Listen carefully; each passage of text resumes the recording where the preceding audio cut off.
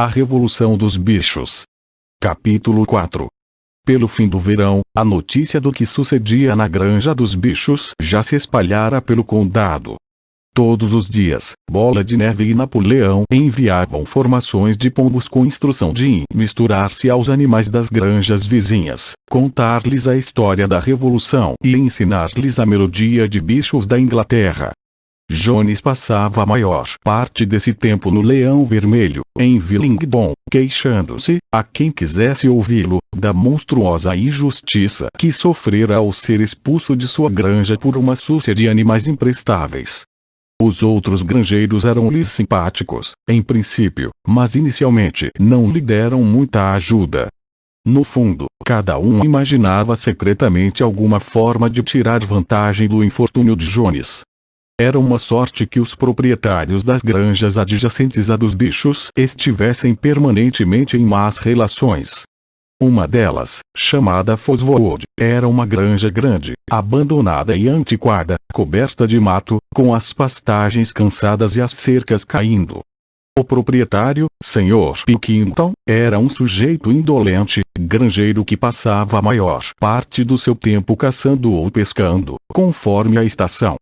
A outra granja, chamada Pinchfield, era menor e mais bem tratada.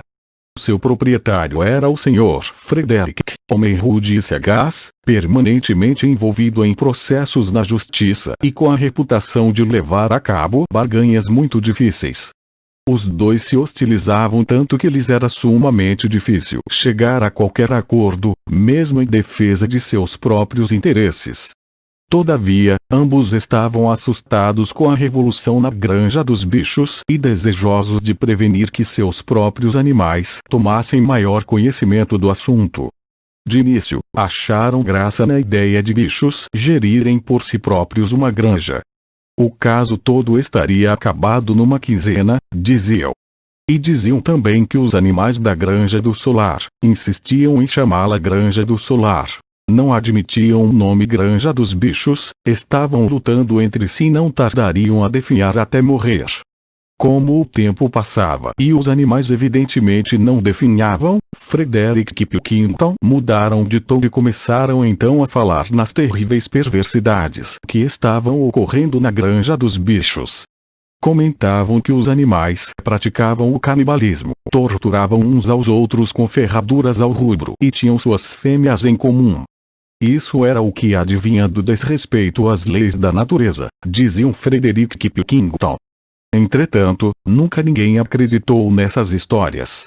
Boatos de um sítio maravilhoso, de onde haviam sido expulsos os seres humanos e onde os bichos tomavam conta dos próprios negócios, continuavam a circular, em formas vagas e desfiguradas, e durante todo aquele ano uma onda de revolta percorreu a região. Bois que sempre haviam sido tratáveis, repentinamente se tornaram selvagens, as ovelhas derrubavam cercas e comiam o trevo, as vacas davam coices nos baldes, os cavalos de salto refugavam os obstáculos, jogando os cavaleiros do outro lado. Sobretudo, a melodia e mesmo a letra de bichos da Inglaterra tornavam-se conhecidas em toda parte. Espalhavam-se com espantosa rapidez. Os humanos não podiam conter a raiva ao ouvirem essa canção, embora quisessem encará-la como simplesmente ridícula. Não conseguiam compreender, diziam, que mesmo animais chegassem ao ponto de cantar aquela porcaria. O bicho que fosse apanhado a cantá-la, seria chicoteado. Ainda assim, a canção era irreprimível. Os meurros cantavam pousados nas cercas, as pombas arrulhavam-na nos olmeiros, e ela aparecia nas marteladas dos ferreiros e no bembalhar dos sinos das igrejas. Ao ouvirem-na, os seres humanos tremiam secretamente ante aquela mensagem que previa sua desgraça no início de outubro, quando o trigo já fora colhido, amontoado, e em parte até debulhado. Uma revoada de pombos chegou em turbilhão e pousou no pátio da Granja dos Bichos, presa de grande excitação.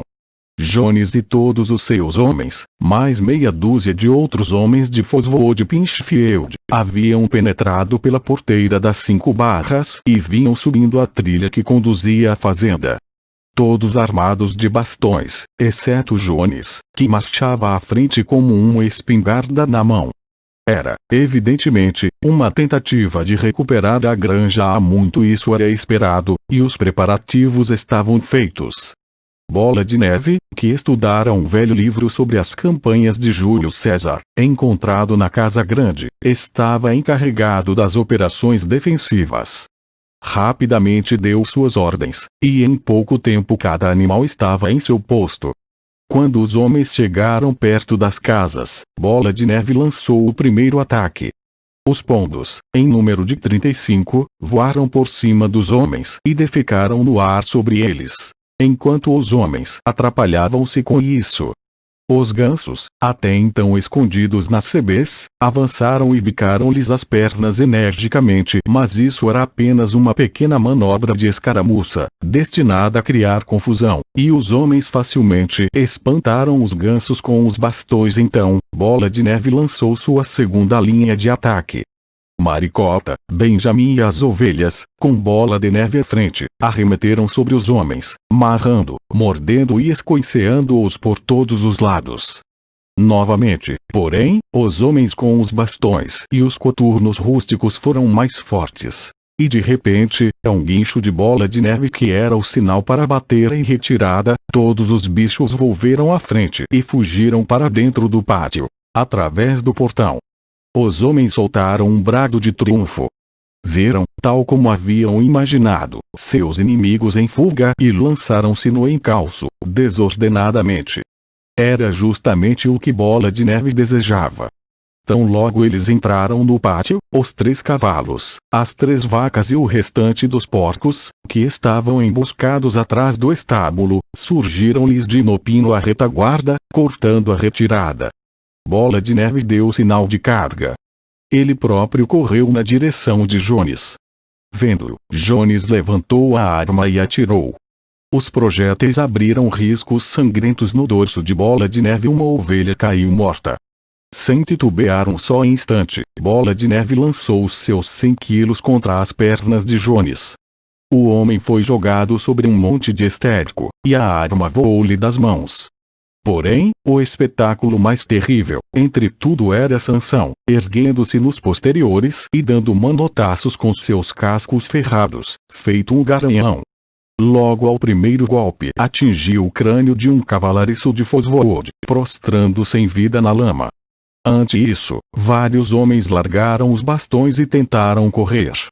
O pânico tomou conta deles, e em poucos momentos os animais os caçavam em volta do pátio. Foram chifrados, batidos, mordidos e atropelados. Não houve bicho da granja que não tirasse desforra, cada um à sua moda.